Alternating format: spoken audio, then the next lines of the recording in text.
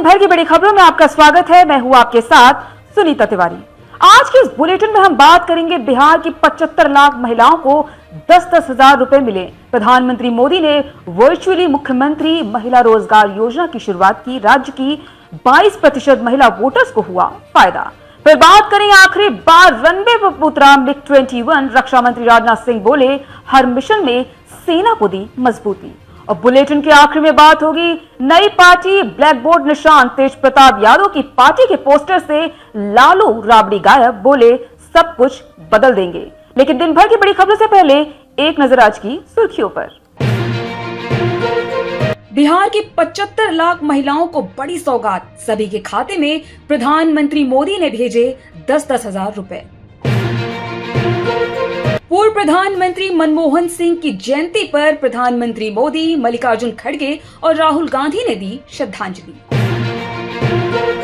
दशहरे से पहले यूपी के 3.96 लाख से अधिक स्टूडेंट्स को सीएम योगी आदित्यनाथ ने दिया तोहफा। 8-9.96 करोड़ रुपए किए गए ट्रांसफर। MiG-21 फाइटर की आखिरी उड़ान। एयरफोर्स चीफ ने भी भरी आखिरी उड़ान। 62 साल बाद रिटायर हुआ। 1965 से 1971 और कारगिल जंग में शामिल रहा। इलाहाबाद हाई कोर्ट ने लोकसभा में नेता प्रतिपक्ष एवं कांग्रेस नेता राहुल गांधी द्वारा दायर एक पुनर्निरीक्षण याचिका की खारिज। H-1B वीजा मामले में विदेश मंत्री एस जयशंकर ने बिना नाम लिए डोनाल्ड ट्रंप को सुनाया, कहा ग्लोबल वर्कफोर्स है वास्तविकता। गृह मंत्री अमित शाह आज पटना पहुंचे। चुनाव को लेकर हुई हाई लेवल मीटिंग। केंद्र सरकार ने पीएम किसान सम्मान निधि की 21वीं किस्त बाढ़ प्रभावित राज्यों के लिए समय से पहले की जारी। 3 राज्यों के 27 लाख किसानों को इसका लाभ दिया गया। दिल्ली एनसीआर में पटाखों पर पूरा बैन लगाना संभव नहीं। दिवाली से पहले सुप्रीम कोर्ट की अहम टिप्पणी। लद्दाख हिंसा मामले में बड़ा एक्शन। सोनम वांगचुक गिरफ्तार। हिंसा में 4 लोगों की हुई थी मौत। ये तो थी सुर्खियां। विस्तार से बात करते हैं दिन भर की बड़ी खबरों की। प्रधानमंत्री मोदी ने आज बिहार की महिलाओं को बड़ी सौगात दी है। महिला रोजगार योजना के तहत पीएम मोदी ने 75 लाख महिलाओं के बैंक अकाउंट में आज 10-10 हजार रुपए की पहली किस्त ट्रांसफर की। सुबह 11 बजे वर्चुअल माध्यम से पीएम मोदी इस कार्यक्रम में शामिल हुए।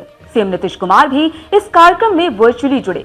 मालूम हो कि आगामी विधानसभा चुनाव को लेकर इस योजना को बड़ा गेम चेंजर भी माना जा रहा है। इस दौरान मुख्यमंत्री नीतीश कुमार ने कहा कि रोजगार अच्छा होने पर 2 लाख तक की मदद भी दी जाएगी। तो वहीं पीएम मोदी ने कहा आपके 2 भाई नरेंद्र और नीतीश आपकी सेवा में काम कर रहे हैं। आइए जानते हैं इस रिपोर्ट में क्या कुछ है इस पूरी खबर में।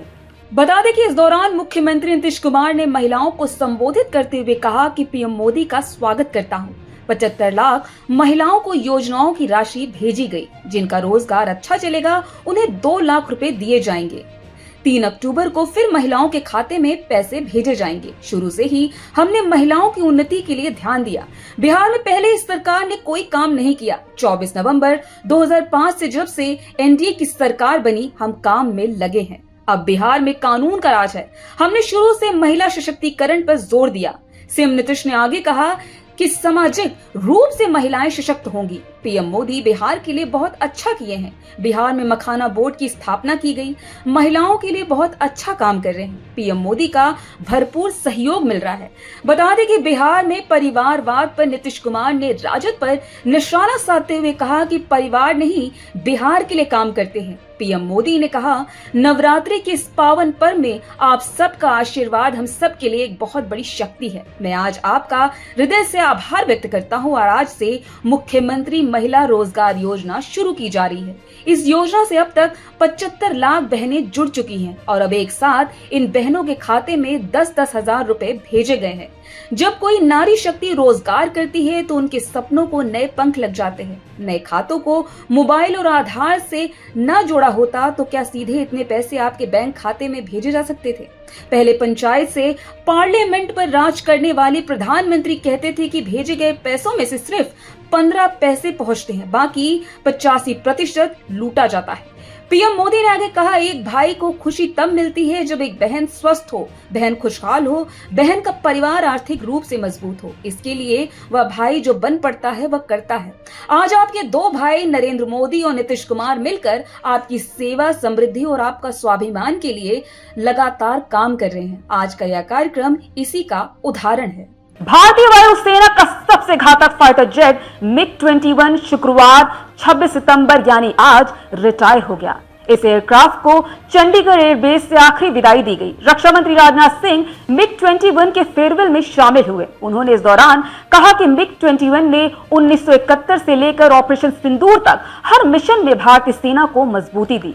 रक्षा मंत्री ने फाइटर जेट के कई कारनामों को भी याद किया। आइए जानते हैं स्पोर्ट में और क्या कहा रक्षा मंत्री राजनाथ सिंह ने भारतीय वायुसेना के फाइटर जेट MiG-21 के रिटायरमेंट पर। बता दें कि रक्षा मंत्री राजनाथ सिंह ने चंडीगढ़ में कहा, मैं सबसे पहले भारतीय वायुसेना के वीरों को नमन करता हूं। आजादी से लेकर अब तक आप सब ने भारत की सुरक्षा सुनिश्चित करने के लिए जिस शौर्य पराक्रम का परिचय दिया है वह अपने आप में सभी भारतवासियों के लिए प्रेरणादायी है। आपकी वीरता की यह जो यात्रा रही है इसके पीछे मैं समझता हूं कि MiG-21 का बहुत बड़ा योगदान रहा।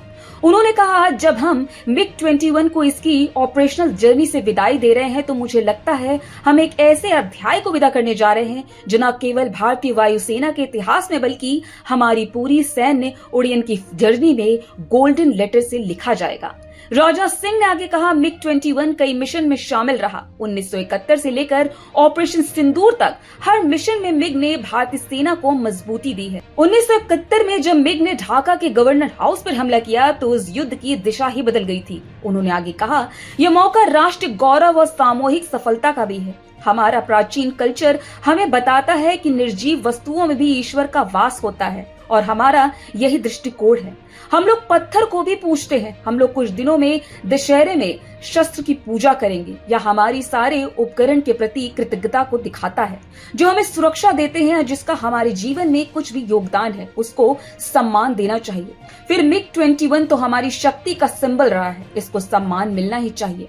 बता दें कि MiG-21 ने 62 सालों की सर्विस के दौरान 1965 में भारत पाक युद्ध, 1971 के बांग्लादेश मुक्ति संग्राम, 1999 के कारगिल युद्ध और 2019 के बालाकोट एयर स्ट्राइक में अहम भूमिका निभाई थी। लालू प्रसाद यादव के बड़े बेटे तेज प्रताप यादव बिहार में चुनाव में इस बार राष्ट्रीय जनता दल आरजेडी से अलग चुनाव लड़ने जा रहे हैं। हालांकि इसका ऐलान तो वो काफी पहले ही कर चुके हैं, लेकिन आज का दिन उनके लिए बेहद खास है। खास इसलिए क्योंकि उनकी पार्टी को आज आयोग की तरफ से चुनाव चिन्ह मिल गया है। आइए जानते हैं क्या कुछ है इस पूरी खबर में।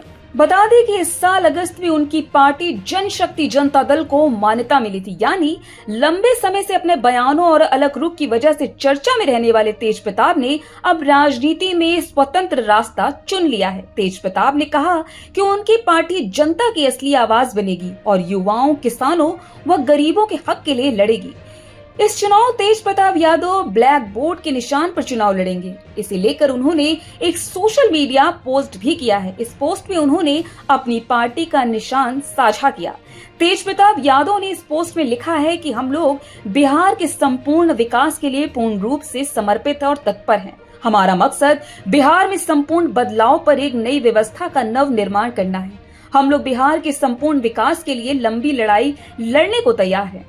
तेज प्रताप यादव ने पार्टी को चुनाव चिन्ह मिलने के बाद एक पोस्ट भी साझा किया। सोशल मीडिया पर साझा किए गए इस पोस्ट में उन्होंने महात्मा गांधी से लेकर डॉक्टर अंबेडकर की तस्वीर को जगह दी है, लेकिन इस पोस्टर में उनके पिता लालू यादव और मां राबड़ी देवी को ही जगह नहीं दी गई। आपको बता दें कि लालू परिवार में बीते कुछ दिनों में सब कुछ ठीक नहीं चल रहा। लालू यादव की बेटी रोहिणी आचार्य ने भी इशारों में तेजस्वी यादव पर निशाना साधा था। इससे पहले लालू यादव ने बड़े बेटे तेज प्रताप यादव पर अनुशासनात्मक कार्रवाई करते हुए पार्टी से बाहर कर दिया। बता दें कि तेज प्रताप यादव की पार्टी के पोस्टर में पीले और हरे रंग को महत्व दिया गया है। इसके साथ ही सामाजिक बदलाव की बात कही गई है। इसे लेकर सियासी गलियारों में चर्चा तेज हो गई है। तो आज इस बुलेटिन में इतना ही। आप देखते रहिए द लोकसभा।